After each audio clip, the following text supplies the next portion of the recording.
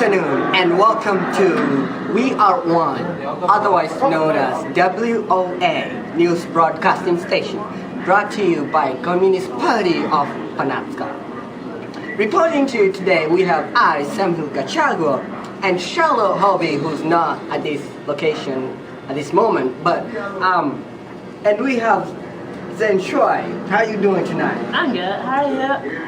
I'm doing quite well for myself. Remember, we are one people, one nation, one world. First, we are starting off today with breaking news brought to us from our newscaster, Charlotte, who is out in our neighbor country of Bosnia. Charlotte. Thank you, Susan. We have recently found out that there is a possibility of an outbreak of war. I am reporting to you from Sarajevo, Bosnia, with the latest information.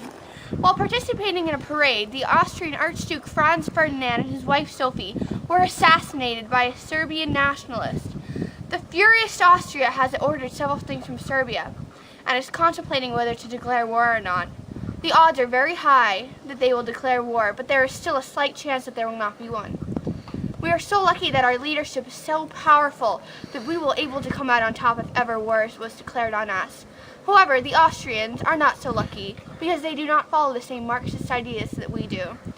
Meanwhile, the city of Sarajevo is in a state of shock and chaos. There were several Austrians who had traveled here to support their beloved Archduke and are beyond words. A young Austrian girl is here to tell you her feelings on what has just happened. Hello, Nora. Hi. What are your feelings on what has just happened? I'm very scared for my family and my country. I don't know what it feels like. I don't know what is going to happen. I hope many lives are not lost because I can't imagine how anyone could be sadder than I am now. For now, I just hope that myself and my family can get home safely. Archduke was a very kind man, and he will be missed greatly. Yes. Thank you, Nora. I hope everything goes well for you too. And that's all for now. We'll be sure to keep you updated. Back to you, Sammy. Thank you, Charlotte. A piece of writing has been uncovered in the ruins of the Russian battlefields by one of our own Penobscot soldiers. A diary entry from one of the greatest example leaders, Stalin, has been found there. The translation reads, it was written in 1929. Now that I have finally got Trotsky out of the way, the Soviet Union is mine. There will be no more suffering for the people now, with me in charge. This will be different. Private property, things will be different. Private property will be abolished and we will all unite as equals, with everyone united as one. We will be understandable worldwide power. We will stamp out the enemy and rise to the top. I'm honored to be in this important position, and I know that the people of my country will thrive and benefit because of my efforts.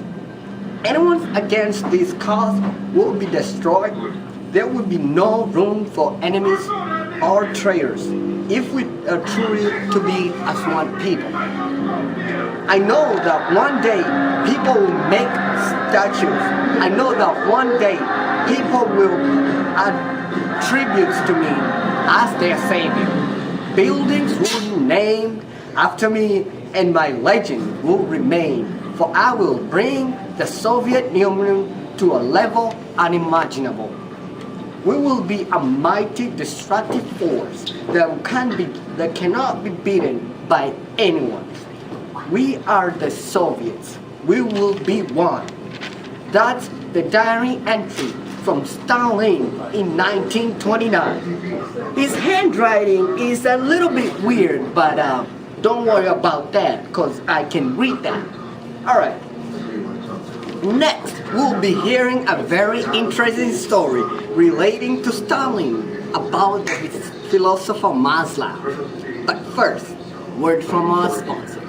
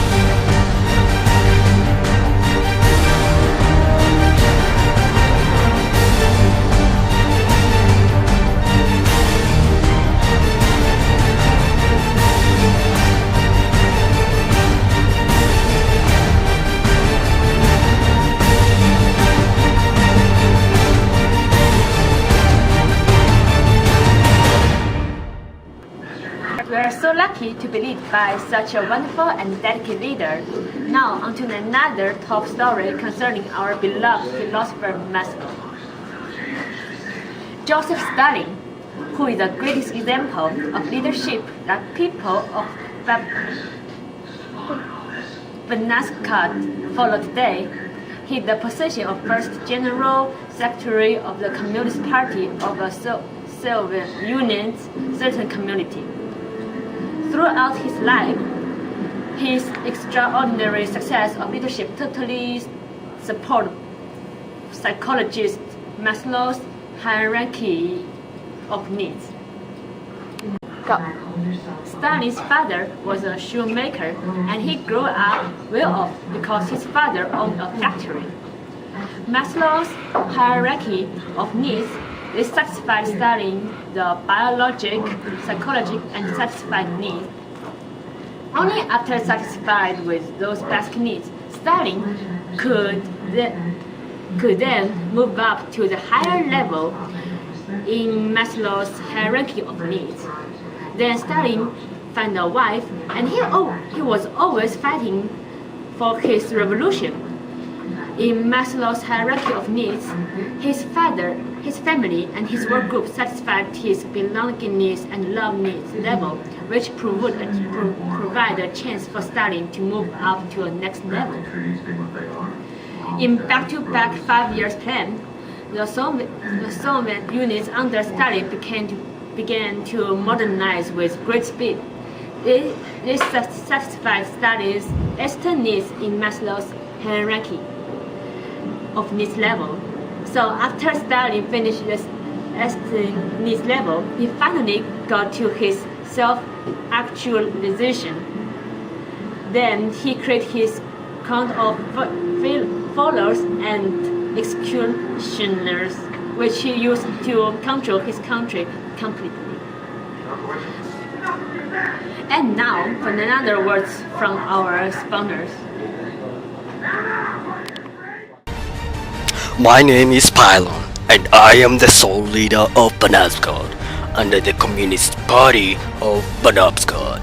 I want to let you know that we are not involved in the World War I yet, but if we do, we surely are going to win. I promise you that. Thank you and have a nice day. Welcome back, Charlotte. It's good to be back. I came as soon as I could. Now, a recent shock to Banaskat is that the well-known military leader of the enemy country, Germany, was found doing promiscuous things with a certain young lady. The chief of the German General Staff, Alfred von Schlieffen, was found in his car with Marie Cardona, the girlfriend of the well-known convict Marceau, outside a motel in Pittsfield, Banaskat. It is no wonder, however, since Marceau is the man who refused to adhere to the accepted moral order of society and was emotionally indifferent to others, even his mother and his lover Marie.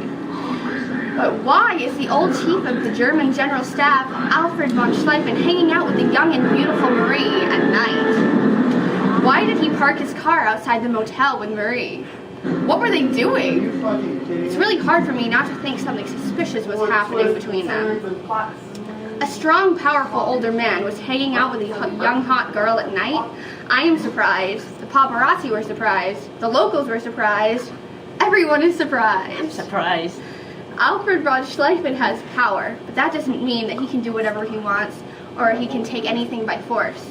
As everyone knows, Marie is a good girl, and she only loved Marceau.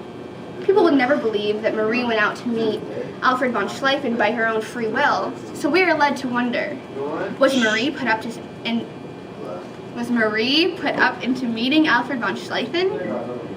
How can he do this horrible thing to a young girl? At Penobscot, we are all equal.